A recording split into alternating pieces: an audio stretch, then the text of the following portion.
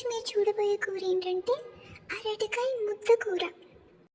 దీనికోసమని 4 అరటికాయలు తీసుకున్నాను.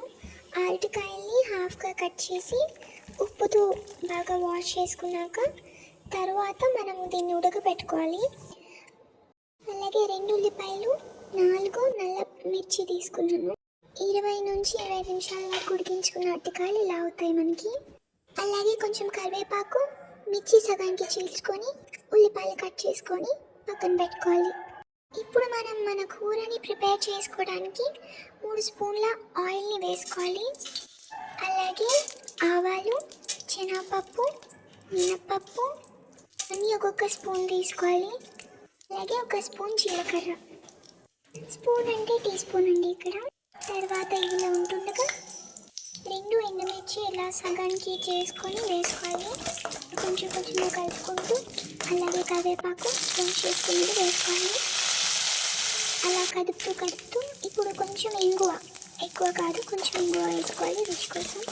ఇది కొంచెం అలా కలుపుకున్నాక ఉల్లిపాయలు కట్ చేసుకున్న ముక్కలు ఉన్నాయి కదా అది వేసుకోవాలి. అలాగే 4 నల్ల మిర్చి వేసుకోవాలి. కాసేపు వేగించాక అల్లం వెల్లుల్లి పేస్ట్ 1 స్పూన్ వేసుకోవాలి.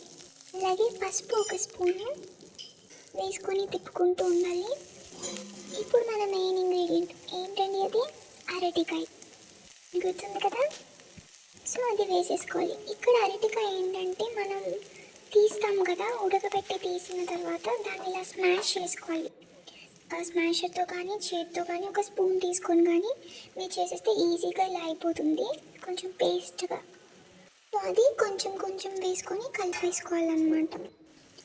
ఇప్పుడు 1/2 గ్లాస్ నీళ్ళు వేసుకోవాలి. ఒకవేళ మీకు కూర ముద్దగా రావాలి అని అనుకుంటే, లేదు అంత అవసరం లేదనుకుంటే కొంచెం వేసుకోండి, వాటర్ సరిపోతుంది. ఇది మనకి ఎక్కువ ప్రాసెస్ ఉండదండి, చాలా సింపుల్గానే అయిపోతుంది. ఇక్కడ కావాల్సింది మెయిన్గా ఏంటంటే అరటికాయ ఉడకడమే.